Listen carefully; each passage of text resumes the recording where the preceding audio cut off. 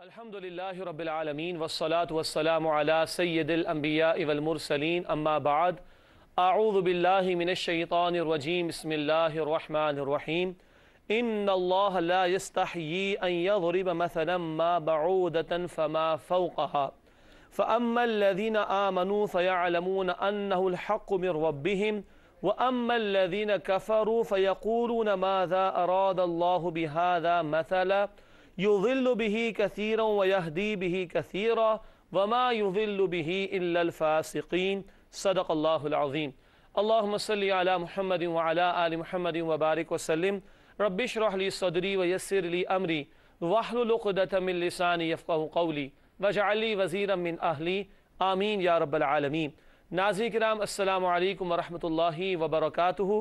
Programme بصیرت القرآن کے ساتھ میں آپ کے ساتھ ہوں شجاع الدین شیخ، اور آج الحمدللہ 16واں پروگرام آپ کی خدمت میں پیش کیا جا رہا ہے۔ آپ کے ساتھ ہمارے ساتھ اس وقت اسٹوڈیوز میں ہمارے نوجوان ساتھی بھی موجود ہیں۔ السلام علیکم ورحمۃ اللہ۔ خیریت سے آپ لوگ ماشاءاللہ؟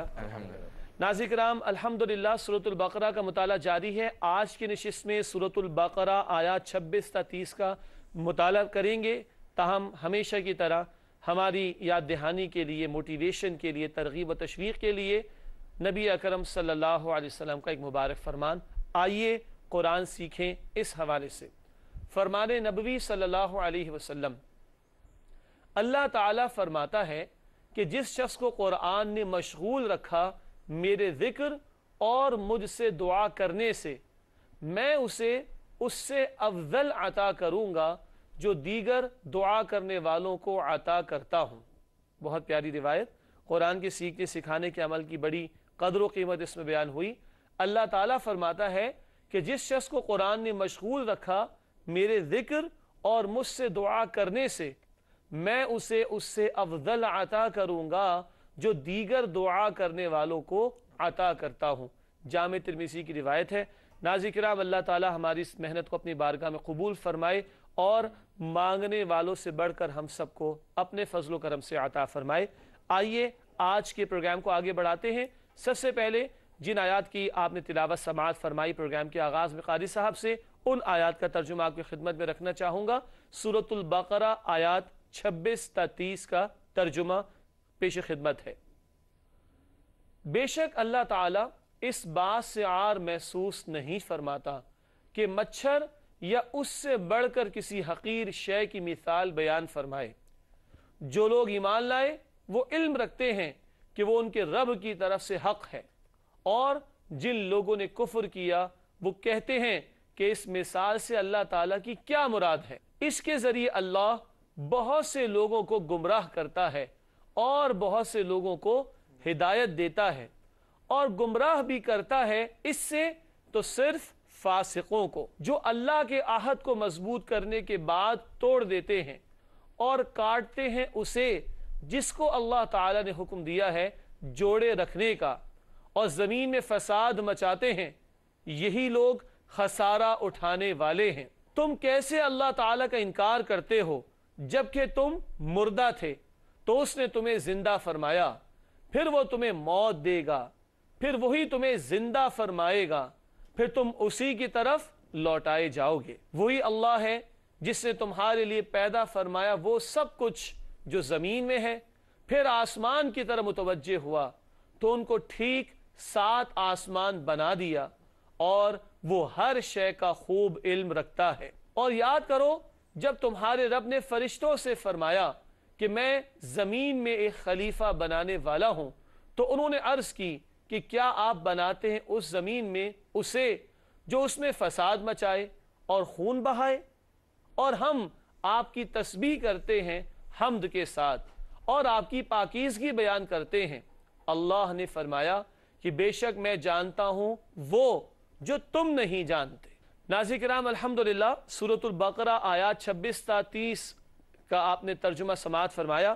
اب بات کو آگے بڑھاتے ہیں۔ حسب معمول سب سے پہلے ربط آیات پر گفتگو ہوگی۔ گزشتہ آیات میں منکرین حق کے لیے جہنم کا ڈراوا بیان کیا گیا تھا۔ وہ لوگ جو حق کو جھٹلاتے ہوں، قرآن سے دور ہو جاتے ہوں، پیغمبر کی دعوت کو رد کرتے ہوں، ایسے منکرین حق کے لیے جہنم کا ڈراوا بیان کیا گیا تھا۔ اب ان کے شبہات اور گمراہی کی وجوہات کا بیان ہے۔ یہ منکرین حق کے شبہات میں مبتلا ہوتے ہیں اور گمراہ کس وجہ سے ہوتے ہیں، ان وجوہات کو ان آیات میں ہم سمجھیں گے جو آج ہمارے زیر مطالعہ ہیں۔ ربط آیات کے بعد آئیے ناظرین کرام تعارف کو جاننے کی کوشش کرتے ہیں۔ قرآن کے کلام الہی ہونے کے بارے میں ایک شبے کا جواب ہے۔ اعتراض کرنے والے تو ہر معاشرے میں ہوتے ہیں نا، قرآن کی آیات پر بھی اعتراض کرنے والے ہر دور میں موجود رہے، ان کے ایک شبے کا جواب ہے۔ نمبر 2، گمراہ لوگوں کی صفات، یہ اس لیے بیان ہوئی کہ ہم ان صفات سے بچنے کی کوشش کریں۔ اور تیسری بات، انسان اور زمین و آسمان کی تخلیق کے مقصد کا بیان، زمین و آسمان کو کیوں پیدا کیا گیا اور انسان کو کیا حیثیت دے کر زمین پر بھیجا گیا، یہ مباحث ہیں جو آج کی نشست میں ہمارے سامنے آئیں گے انشاءاللہ۔ ناظرین کرام، ربط آیات اور تعارف کے بعد اب آیات کا تجزیہ سمجھتے ہیں، ایک ایک آیت میں کیا موضوع بیان ہوا اس پر گفتگو کرتے ہیں۔ آیات 26 تا 30 کا تجزیہ۔ آیت نمبر 26 قرآنی مثالوں کے بارے میں ایک شبے کا جواب، وہ اس آیت میں بیان ہوا۔ آیت نمبر 27 گمراہی کی وجوہات، اللہ کے عہد کو توڑنا اور رشتوں کو کاٹنا، دو وجوہات ہیں بنیادی، اللہ کے عہد کو توڑنا اور رشتوں کو کاٹنا۔ آیت نمبر 28 تخلیق انسانی، دو زندگیوں اور دو موتوں کا بیان۔ یہ بہت قیمتی بات ہے، یعنی بڑی گہری بات بھی ہے کہ انسان کی دو زندگیوں اور دو موتوں کا تذکرہ آئے گا۔ آیت نمبر 29 کائنات کو انسانی خدمت پر معمور کیے جانے کا بیان، اس کائنات کے ذرے ذرے کو یا اس کے وسائل کو اللہ تعالیٰ نے انسان کی خدمت پر لگا دیا، اس کا ذکر آئے گا۔ اور آج کی آخری آیت ہوگی آیت نمبر 30 انشاءاللہ، جس میں خلافت آدم علیہ السلام کا تذکرہ ہے، خلافت آدم علیہ السلام کا تذکرہ اس میں آئے گا انشاءاللہ تعالی۔ ناظرین کرام، ربط آیات، تعارف اور آیات کا تجزیہ ہمارے سامنے آیا، حسب معمول آگے بڑھتے ہیں اور ایک ایک آیت پر گفتگو کریں گے انشاءاللہ تعالی۔ آئیے آیت نمبر 26 سے مطالعہ آگے بڑھاتے ہیں۔ ارشاد باری تعالی، ان اللہ لا یستحی ان یضرب مثلا ما بعودۃ فما فوقها فاما الذین آمنوا فیعلمون انہ الحق من ربهم واما الذین کفروا فیقولون ماذا اراد اللہ بهذا مثلا یضل به کثیرا ویہدی به کثیرا وما یضل به الا الفاسقین۔ ترجمہ سماعت فرمائیے، بے شک اللہ تعالیٰ اس بات سے عار محسوس نہیں فرماتا کہ مچھر یا اس سے بڑھ کر کسی حقیر شے کی مثال بیان فرمائے۔ جو لوگ ایمان لائے وہ علم رکھتے ہیں کہ وہ ان کے رب کی طرف سے حق ہے، اور جن لوگوں نے کفر کیا وہ کہتے ہیں کہ اس مثال سے اللہ تعالیٰ کی کیا مراد ہے۔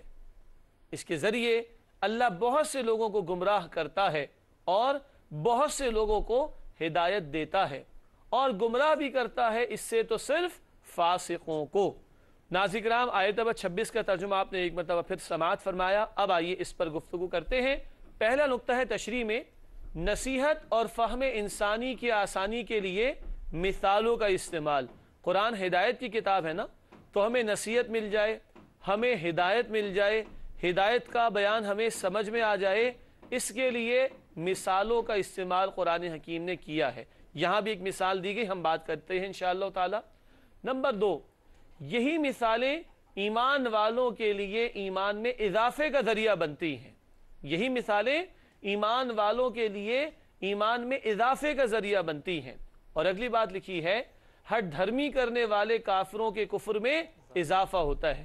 ایک ہی آیت آئی ہے، ایمان والوں کے ایمان میں اضافہ ہوگا، اور جن کے دلوں میں ہٹ دھرمی ہوگی، بغض عناد ہوگا، حسد و تعصب ہوگا، ان کی گمراہی میں اور اضافہ ہو جائے گا۔ یہ اللہ تعالیٰ کے قانون ہدایت کا تذکرہ بھی ہے۔ اللہ اسی سے ہدایت بھی دیتا ہے، اسی سے گمراہ بھی کرتا ہے، یہ اللہ کے قانون ہدایت کا بیان بھی ہے۔ ناظرین کرام، رک کر اس پر اور بات کرتے ہیں۔ قرآن حکیم نے جا بجا بہت ساری مثالیں دیں، تو کچھ لوگوں نے اعتراض کیا کہ قرآن مچھر، یہ اس سے بھی بڑھ کر حقیر، حقیر سے مراد جسامت میں کم یا مچھر سے زیادہ حقیر، یہ مثالیں قرآن کیوں دیتا ہے؟ کچھ لوگوں نے اعتراض کیا۔ جواب بھی دیا گیا کہ اللہ ایسی ہی آیات اور مثالوں کے ذریعے ہدایت بھی دیتا ہے، گمراہی بھی کرتا ہے۔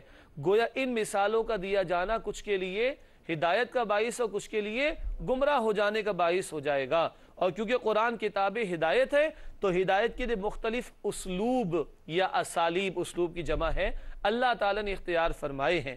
یہ بھی بتا دیا گیا کہ ایمان والوں کے ایمان میں اضافہ ہوگا، جتنا قرآن نازل ہوتا ہے ان کا ایمان بڑھتا ہے۔ نوٹ کیجئے گا ناظرین کرام آپ بھی، سورہ انفال آیت نمبر 2 میں یہ بات آتی ہے، اذا تلیت علیہم آیاتہ زادتہم ایمانا، جب ایمان والوں کے سامنے اللہ کی آیات کی تلاوت ہوتی ہے ان کے ایمان میں اضافہ ہوتا ہے۔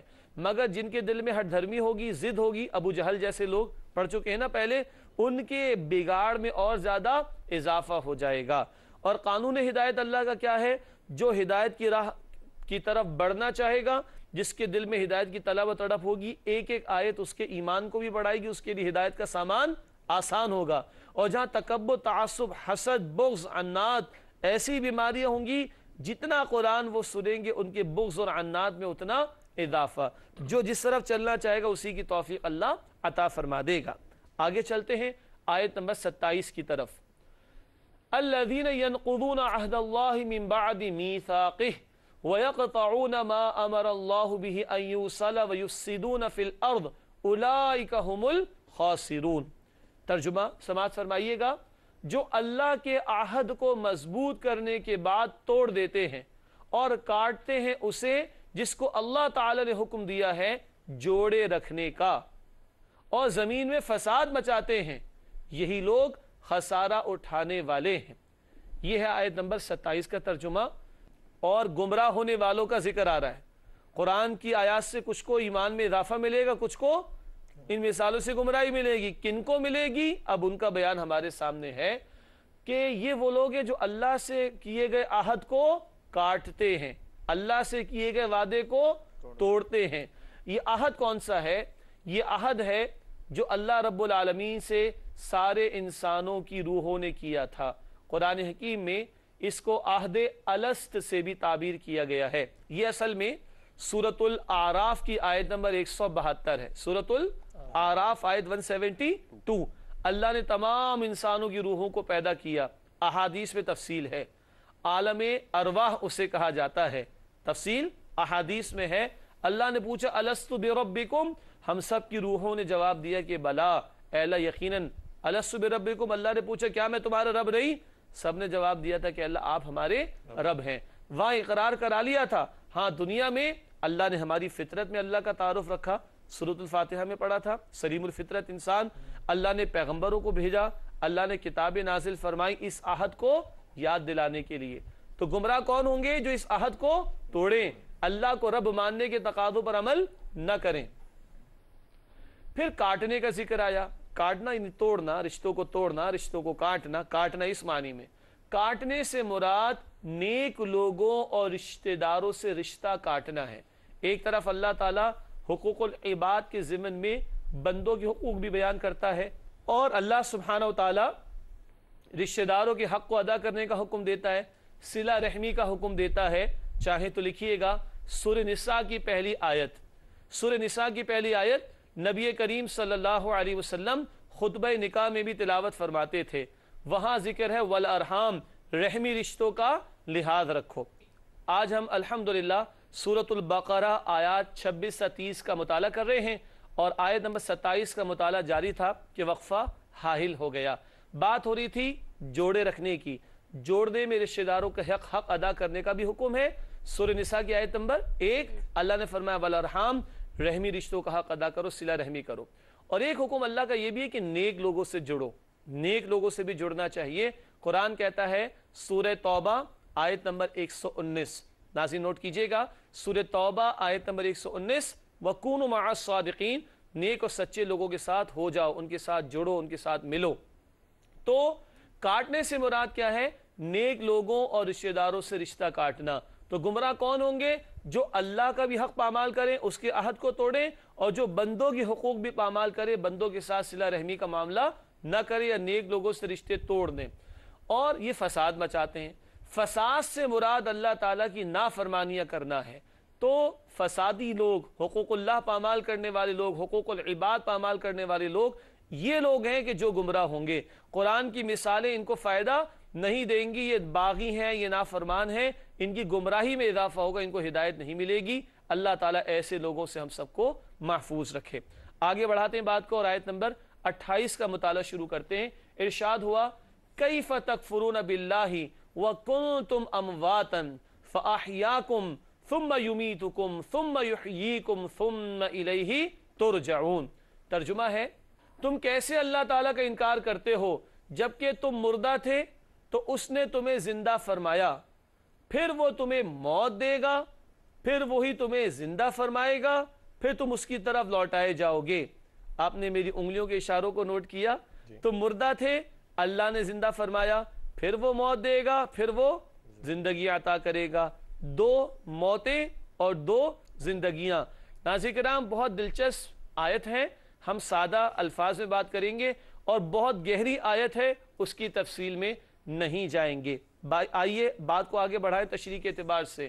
فلسفہ حیات کے بارے میں اہم آیت، فلسفہ حیات کے بارے میں اہم آیت، یہ زندگی کا فلسفہ یہ کہاں سے شروع ہوئی اور کہاں تک جاری ہے، اس بارے میں بہت قیمتی آیت ہے۔ پچھلی آیت کے ذیل میں عہد الست کا بیان تھا، میں نے عرض کیا تھا ہماری روحوں کو اللہ نے پیدا کیا تھا۔ ناظرین کرام وہ آغاز زندگی ہے، وہاں پیدا کر دیا تھا آغاز زندگی۔ اب دو موتوں کو اور دو زندگیوں کو سمجھنا ہے۔ آئیے دیکھیں، دو زندگیاں اور دو اموات کا بیان۔ پہلی موت روح کو پیدا کیے جانے کے بعد موت کی طرح سلا دیا گیا۔ ساری روحوں کو ایک وقت میں پیدا کیا گیا تھا، پھر ان کو سلا دیا گیا، دنیا میں اپنے اپنے وقت پر آ رہے ہیں۔ دادا جان آ گئے ہمارے، پھر ابا جان آ گئے، پھر ہم آ گئے، ٹھیک ہے، الحمدللہ میرے بچے وہ آ گئے، سلسلہ چلتا رہا، چل رہا ہے، چلتا رہے گا جب اللہ کا حکم ہوگا ختم ہوگا۔ تو پہلی موت روح کے پیدا کیے جانے کے بعد موت کی طرح سلا دیا گیا، یہ پہلی موت۔ روح پیدا کی وہ آغاز زندگی، یہ کہ پہلی موت ہے۔ اس کو ناظرین کرام سمجھ لیں، باقی پروسیس آسان ہوگا سمجھ لیں انشاءاللہ۔ اب ہے پہلی زندگی، جسم اور روح کے ساتھ دنیا میں زندگی کا عطا کیا جانا۔ عالم ارواح میں روحوں کو پیدا کیا تھا، دنیا میں روح اور جسم کو ملا دیا گیا، یہ پہلی زندگی ہو گئی۔ دوسری موت، دنیا میں موت کا طاری کر دیا جانا آسان بات ہے، دو موتیں ہو گئیں۔ پھر قیامت کے دن روز قیامت دوبارہ زندہ کیا جائے گا اور اللہ کے حضور پیشی ہوگی، وہ دوسری زندگی، اور پھر پیشی اللہ کے حضور، پھر جنت و جہنم کے فیصلے اور ہمیشہ کی آخرت کی زندگی ہوگی۔ بات واضح ہوگی؟ چلیے الحمدللہ۔ ناظرین کرام آیت نمبر 29 کے مطالعے کی طرف چلتے ہیں۔ ارشاد باری تعالی ہے هو الذی خلق لکم ما فی الارض جمیعا ثم استوى الى السماء فسواهن 7 سماوات وهو بكل شیء علیم۔ ترجمہ سماعت فرمائیے، وہی اللہ ہے جس نے تمہارے لیے پیدا فرمایا وہ سب کچھ جو زمین میں ہے، پھر آسمان کی طرف متوجہ ہوا تو ان کو ٹھیک 7 آسمان بنا دیا، اور وہ ہر شے کا خوب علم رکھتا ہے۔ آئیے آیت نمبر 29 کی تشریح کی طرف چلتے ہیں۔ کائنات انسان کے فائدے کے لیے مسخر کی گئی ہے، خدمت پر لگا دی گئی۔ الفاظ زمین و آسمان کے ہیں، مگر اس زمانے کے اعتبار سے جب قرآن نازل ہو رہا تھا، انسان کل کائنات کس کو سمجھتا ہوگا؟ ظاہر کے اعتبار سے زمین و آسمان کو۔ آج کتنے سارے آسمان، کتنی ساری گیلیکسیز، ہم بہت آگے چلے گئے، تو کل کائنات کا بیان سادہ الفاظ میں قرآن حکیم میں زمین و آسمان کے الفاظ میں آ جایا کرتا ہے۔ جو کچھ بھی ہماری خدمت پر لگایا، سورج کو دیکھیں، چاند کو دیکھیں، دن رات کا نظام ہماری خدمت پر لگایا۔ پھر دوسری بات، زمین کی اشیاء اصلاً حلال ہیں سوائے ان چیزوں کے جن کا حرام ہونا بتا دیا گیا ہے۔ فرمایا تمہارے لیے سب کچھ بنایا، استعمال کرو۔ تو اصلاً تو یہ تمام چیزیں حلال ہیں سوائے کون سی؟ جو بتا دی گئی، اور بہت کچھ بتایا گیا ہے۔ ناظرین کرام کو غلط مفہوم نہ لے لیا جائے، بہت کچھ حرام بھی بتایا گیا ہے قرآن حکیم میں اور احادیث میں، ان کو چھوڑ کر باقی سب اللہ نے تمہارے لیے پیدا کیا، استعمال کر سکتے ہو۔ معلوم ہوا کہ اللہ آسمان پر متوجہ ہوا اور 7 آسمان بنا دیے، تو آسمان بھی ایک حصی وجود اور حقیقت ہے۔ ایسے سے بلندی کا لفظ ہے، لفظ نہیں ہے، آسمان ایک حقیقت ہے۔ اور معراج کی شب یاد ہے؟ اللہ اکبر، 7 آسمانوں پر جن کی حقیقت ہمیں معلوم نہیں، 7 آسمانوں پر مختلف انبیاء اور رسول سے رسول اکرم صلی اللہ علیہ وسلم کی ملاقات بھی ثابت ہے۔ تو آسمان بھی ایک حصی وجود اور حقیقت ہے، محض بلندی کا ذکر نہیں ہے۔ آخری بات اس ضمن میں 7 آسمانوں کی اصل حقیقت اللہ تعالیٰ ہی کے علم میں ہے. اس نوعیت کی آیات کو کہتے ہیں متشابہات. کیا کہتے ہیں؟ متشابہات. جی ناظرین، متشابہات وہ آیات جن کے معنی ہم پر واضح نہیں، ان کے اصل معنی اللہ تعالیٰ ہی کے علم میں ہے. سورہ آل عمران پڑھیں گے نا تو آیت نمبر 7 میں متشابہات کا ذکر آئے گا. سورہ آل عمران آیت نمبر 7 میں. آگے بات کو بڑھاتے ہیں اور آج کے مطالعے کی ضمن کی آخری آیت سورہ البقرہ آیت نمبر 30. ارشاد باری تعالی وَإِذْ قَالَ رَبُّكَ لِلْمَلَائِكَةِ إِنِّي جَاعِلٌ فِي الْأَرْضِ خَلِيفَةً قَالُوا أَتَجْعَلُ فِيهَا مَن يُفْسِدُ فِيهَا وَيَسْفِكُ الدِّمَاءَ وَنَحْنُ نُسَبِّحُ بِحَمْدِكَ وَنُقَدِّسُ لَكَ قَالَ إِنِّي أَعْلَمُ مَا لَا تَعْلَمُونَ. ترجمہ سماعت فرمائیے گا ناظرین کرام. اور یاد کرو جب تمہارے رب نے فرشتوں سے فرمایا کہ میں زمین میں ایک خلیفہ بنانے والا ہوں تو انہوں نے عرض کی کیا آپ بناتے ہیں اس زمین میں اسے جو اس میں فساد مچائے اور خون بہائے؟ اور ہم آپ کی تسبیح کرتے ہیں حمد کے ساتھ اور آپ کی پاکیزگی بیان کرتے ہیں. اللہ نے فرمایا کہ بے شک میں جانتا ہوں وہ جو تم نہیں جانتے. آئیے تشریح کی طرف چلتے ہیں. پہلا نقطہ آپ کے سامنے ہے انسان کی حیثیت اور زمینی وسائل کے تصرف کا تعین. تصرف کا مطلب کیا ہوتا ہے؟ استعمال کرنا. استعمال کرنا، صارفین، چیزوں کے استعمال کرنے والے. انسان کی حیثیت اور زمینی وسائل کے تصرف کا تعین. اللہ رب العالمین انسان کو زمین پر خلیفہ بنا کر بھیج رہے اور زمین کے وسائل وہ استعمال کر سکے گا، اس کی طرف اشارہ آ گیا. دوسری بات، اللہ مالک اور بندہ خلیفہ یعنی امین ہے. اللہ اپنی نمائندگی دے کر بندے کو زمین پر بھیج رہا ہے. ہاں ہم واقف ہیں پہلے بندے کون ہیں؟ آدم علیہ السلام، وہی پہلے نبی بھی، وہی پہلے خلیفہ بھی. لیکن بحیثیت مجموعی انسانوں کے بارے میں بات ہو رہی ہے. اللہ مالک اور بندے کے لیے کیا ہے؟ خلافت. ایک مفہوم ابھی عرض کیے دیتا ہوں آپ کے سامنے، سوال ہو سکتا ہے آپ کے ذہنوں میں آئیں گے بھی انشاءاللہ تعالی. تصور خلافت کو سادہ الفاظ میں سمجھ لیں. پاکستان کے قیام سے پہلے حکومت برطانیہ یہاں پر تھی. ملکہ کہاں ہوتی تھی؟ انگلینڈ میں، برطانیہ میں. اور وائسرائے کدھر ہوتا تھا؟ ہندوستان میں. وائسرائے کو کون آرڈر دیتا تھا؟ ملکہ برطانیہ. جو وہ حکم دیتی وہ اس کو نافذ کر دیتا. وائسرائے سمجھ میں آ گیا؟ تو اس کو انگلش میں وائس جیرنٹ بھی کہتے ہیں. اور کرنے کا کام کیا ہے؟ وائسرائے اپنی مرضی نہیں چلاتا، جو اوپر والا حکم دے گا وہ کرنا ہے. بندے کو بھی اپنی مرضی نہیں چلانی، اللہ کی نمائندگی زمین پر کرنی ہے. تو یہ ہے اللہ کی نمائندگی اور اس کے احکامات کا نفاذ. ناظرین کرام، چند نکات اور بھی اس میں ہیں. فرشتوں نے ایک سوال کر ڈالا، فیصلے کی حکمت معلوم کرنے کے لیے فرشتوں کا سوال کہ انسان کو اللہ بنا رہے ہیں. اچھا، انسانوں سے پہلے جنات پیدا ہو چکے تھے، مفسرین نے بات لکھی، اور جنات نے بڑا فساد مچایا ہوا تھا. تو فرشتوں کو ایک خیال آیا اور سوال پوچھنے لگے. انسان صاحب اختیار ہوگا تو اختیار کا غلط استعمال بھی ممکن ہے، اور انسان سے پہلے جنات یہ کام کر چکے تھے. انسان سے قبل جنات زمین میں فساد مچا چکے تھے، فرشتے جانتے تھے ان کو. اللہ تعالیٰ نے کیا فرمایا؟ جو میں جانتا ہوں وہ تم نہیں جانتے. یہ اصل بات ہے کہ اللہ تعالیٰ کا فیصلہ علم کامل اور حکمت پر مبنی تھا. یہ بات تو ہو گئی آج کی نشست میں. لیکن ناظرین کرام، اللہ تعالیٰ نے اتنا جواب بھی نہیں دیا، پوری ڈیمونسٹریشن کرا کے بتایا ہے. وہ آئندہ کے پروگرام میں تفصیل آئے گی انشاءاللہ تعالیٰ. چھوٹا سا سیگمنٹ قرآنی معلومات اور پھر چلتے ہیں سوالات کی طرف انشاءاللہ. بہت پیارا نقطہ ہے آج قرآنی معلومات کے حوالے سے. سورۃ الرحمن کو عروس القرآن یعنی قرآن کی دلہن کہا جاتا ہے. جیسے دلہن کو بڑا سجایا جاتا ہے، رب العالمین نے پورے قرآن کو سجایا اور سورہ رحمان کو کیا خوب سجایا، سبحان اللہ. تو عروس القرآن، قرآن کی دلہن کسے کہا جاتا ہے؟ سورۃ الرحمن کو. آئیے ناظرین کرام چلتے ہیں چند ان سوالات کی طرف جو یہاں ہمارے نوجوان ساتھیوں کے ذہنوں میں ہیں. جی ڈاکٹر صاحب، آپ کا سوال کیا ہے اگر ہے تو؟ جی میرا سوال یہ ہے کہ بعض اوقات ہمارے معاشرے میں کچھ لوگ بلکہ بالخصوص نوجوان اس لفظ خلیفہ کو مس یوز کرتے ہیں، جیسے کہ خلیفہ گیری نہ کرو، فلاں خلیفہ بن رہا ہے. تو اس کے حوالے سے آپ کیا فرمائیں گے؟ جی، میڈیکل یونیورسٹی میں پڑھتے رہے نا تو وہاں کا ذکر کر رہے ہیں غالباً، اور سارے نوجوان ساتھی بیٹھے اور بالکل صحیح توجہ دلائی کہ ہم مسلمانوں کے معاشرے میں اتنی پیاری اصطلاح ٹرمینالوجی خلیفہ کا لفظ ہم لوگ مس یوز کریں. قرآن کو ماننے والے 4 دوست بیٹھے ہیں, ایک ٹی وی کے ٹاک شو زیادہ دیکھ کر آ گیا, زیادہ ہی بول رہا ہو, تو لوگ کیا کہتے ہیں؟ خلیفہ بن رہا ہے. استغفر اللہ. کوئی ذرا زیادہ دھونس دھمکی دیتا ہے تو خلیفہ گیری کیوں کر رہا ہے بھائی؟ استغفر اللہ. اتنا پیارا لفظ قرآن کا, اور ہم کتنے غلط معانی میں استعمال کرتے ہیں. سوچئے گا, ہم قرآن کی بے ادبی اور توہین تو نہیں کر رہے, ہم قرآن کی بے ادبی اور توہین تو نہیں کر رہے. سوچنا چاہیے اس بارے پر. اور خلافت کی ذمہ داری پہلے انبیاء اور رسولوں پر تھی, اب امت کے کاندھوں پر ہے. کہاں وہ اتنی عظیم ذمہ داری, اور کہاں ہم اس لفظ کا مذاق اڑائیں. اللہ تعالی ہمیں اس سے محفوظ فرمائے. جی دوسرا سوال کیا ہے؟ میرا سوال یہ ہے کہ کچھ لوگ ہمارے معاشرے میں سجیسٹ کرتے ہیں کہ قرآن حکیم کو سمجھ کر نہیں پڑھنا چاہیے, اس سے گمراہی پھیلتی ہے.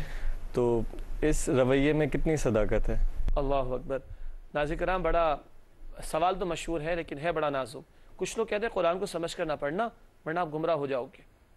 تو صحیح رائے کیا ہو, یہ سوال کیا گیا. اگر آج آپ اور میں اردو میں پڑھیں گے تو گمراہ ہو جائیں گے. تو جو عالم عرب میں لوگ رہتے ہیں ان کو تو عربی آتی ہے, تو عربی میں پڑھیں گے تو ان کو سمجھ آئے گا, وہ گمراہ ہو جائیں گے. ہم اردو میں پڑھیں گے, سمجھ آئے گا تو ہم گمراہ ہو جائیں گے. تو جن کو عربی آتی ہے وہ عربی میں پڑھیں گے تو ان کو گمراہی ملیں گی. تو پھر ان کے عربی میں پڑھنے پہ پابندی لگائیں گے کیا؟ استغفر اللہ. انا للہ و انا الیہ راجعون. قرآن تو ہدایت کی کتاب ہے نا. جب تک عربی زبان نہیں آتی, قرآن یا عربی زبان, تو ترجمہ, تشریح, تفسیر میرے سامنے رکھی ہے, نوجوان ساتھیوں کے سامنے رکھی ہے. انہی تفاسیر سے تیاری کر کے آپ کے سامنے بھی کچھ پیش کیا جاتا ہے. تو پھر کب آئے گا قرآن سمجھ میں ہمیں؟ تو یہ بات تو درست نہیں. ہاں, کچھ لوگوں کا یہ خیال کہ بس ہم ترجمہ پڑھ لیں گے اور بس کافی ہمارے لیے, ہم جو چاہیں رائے اختیار کر لیں, جو چاہے اوپینین اختیار کر لیں, یہ دوسری گمراہی ہے. یہ بھی غلط ہے, یہ دوسری گمراہی ہے.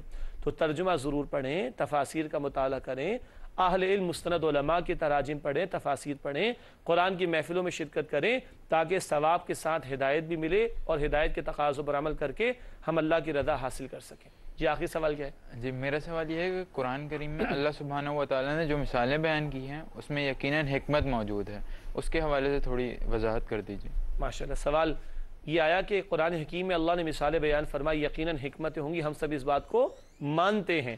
ماننے کے بعد اب ایک سوال ہے کہ کچھ حکمت سمجھ میں بھی تو آ جائے. آپ دیکھیں یہاں مچھر کا لفظ آیا تھا نا آج کے مطالعے میں. قرآن میں ایک صورت ہے عنکبوت. عنکبوت پتہ ہے کسے کہتے ہیں؟ اسپائڈر کو. مکڑی کی مثال قرآن نے دی. قرآن میں ایک ہے سورۃ النحل, شہد کی مکھی, اس کی مثال دی گئی, اور چیونٹی کی مثال دی گئی, اور بھی مثالیں ہیں. جس نوعیت کا مسئلہ سمجھانا ہوتا ہے اس نوعیت کی مثال دی جاتی ہے. جب ان صورتوں پر آئیں گے نا تو مکڑی پر بھی بات کریں گے, اور نحل یعنی شہد کی مکھی پر بھی بات کریں گے. ایک شہد کی مکھی میں کتنے میریکلز ہیں, انشاءاللہ اس پر گفتگو ہوگی. ناظرین کرام, سوالات کا سلسلہ مکمل ہوا. پروگرام کے آخری لمحات اور چند مختصر سیگمنٹس. آئیے حاصل مطالعہ کی طرف چلتے ہیں. آج ہم نے جو باتیں سمجھنے کی کوشش کی, پہلی بات, قرآنی مثالیں ایمان یا کفر میں اضافے کا ذریعہ بنتی ہیں, تفسیر آ چکی ہے. دوسری بات, گمراہی کی 3 وجوہات سامنے آئیں. نمبر 1, اللہ کا عہد توڑنا. نمبر 2, قطع رحمی کرنا, رشتے توڑنا. اور نمبر 3, فساد مچانا. اللہ ہمیں اس سے محفوظ رکھے. تیسری بات ہم نے سمجھی, ذرا گہری بات تھی, فلسفہ حیات, 2 موتوں اور 2 زندگیوں کا تذکرہ آیا. آخری بات یہ سمجھی, تسخیر زمین کا بیان انسان کے لیے مسخر کی گئی, اور خلافت ارضی کا بیان, آدم علیہ السلام کو خلیفہ بنا کر بھیجا گیا. جائزے کی طرف چلتے ہیں. ایک کریٹیکل سیگمنٹ ہوتا ہے ہم سب کے لیے اپنے اندر جھانکنے کے لیے. آئیے دیکھتے ہیں. نمبر 1, کیا ہم آیات قرآنی کی تاثیر محسوس کرتے ہیں؟ ان منکرین کو تو شبہ تھا, ہمیں اللہ کی آیات کا یقین ہے کہ نہیں. نمبر 2, کیا ہم صلہ رحمی کا اہتمام کرتے ہیں؟ لوگ بڑے فخر سے کہتے ہیں میں نے 3 سال سے اپنے بھائی سے بات نہیں کی ہے, اور شادی شدہ لوگوں میں اور زیادہ بگاڑ پیدا ہو جاتا ہے, ہم فلاں کے گھر اتنے سال سے نہیں گئے. استغفر اللہ. اور حدیث میں ذکر آتا ہے کہ 3 دن سے زیادہ کی ناراضگی کی اجازت نہیں. کیا ہم صلہ رحمی کا اہتمام کرتے ہیں؟ تیسرا سوال, کیا ہمیں موت اور آخرت کا یقین ہے؟ کبھی بھی موت آ سکتی ہے نا, کیا ہم تیار ہیں کہ نہیں؟ چوتھی اور آخری بات, کیا ہمیں خلافت کی ذمہ داری کا احساس ہے؟ اب یہ خلافت کی ذمہ داری امت کے کاندھوں پر ہے نا, ہمیں اس زمین پر اللہ کا نمائندہ بن کر اللہ کے احکامات پر عمل بھی کرنا ہے, ان کے نفاذ کی جد و جہد بھی کرنی ہے. کیا آج امت کو اس کا لحاظ اور خیال ہے کہ نہیں؟ ناظرین کرام, گزشتہ سوال اس کے جواب کی طرف چلتے ہیں. سوال ہم نے کل آپ کی خدمت میں رکھا تھا, نبی اکرم صلی اللہ علیہ وسلم نماز عصر میں عموماً کن صورتوں کی تلاوت فرماتے تھے؟ صحیح جواب ہے عموماً سورۃ الطارق تا سورۃ البینہ یعنی پارہ نمبر 30 جیسی صورتوں کی تلاوت فرماتے تھے. ظہر میں بھی یہ معمول تھا, عصر میں بھی یہ معمول تھا, سورۃ الطارق سے سورۃ البینہ. تاہم احادیث میں ذکر ہے کہ عصر کی تلاوت, فرض نماز عصر کی تلاوت ظہر سے ذرا کم ہوا کرتی تھی, نسبتاً کم آیات تلاوت فرمایا کرتے تھے آپ صلی اللہ علیہ وسلم. ناظرین کرام, آج کا سوال بہت ہی واضح سوال ہے. آج جواب دیا گیا عصر کی نماز کا, تو سوال رکھا جا رہا ہے نبی کریم صلی اللہ علیہ وسلم نماز مغرب میں عموماً کن صورتوں کی تلاوت فرماتے تھے. اب یہ عصر اور ظہر والا جواب نہیں چلے گا, اس میں جواب کچھ اور ہے, لیکن اس جواب کے لیے کل تک کا آپ کو انتظار کرنا ہے. انشاءاللہ آپ سے اگلے پروگرام میں ملاقات ہوتی ہے. وآخر دعوانا ان الحمد للہ رب العالمین, والسلام علیکم ورحمۃ اللہ وبرکاتہ.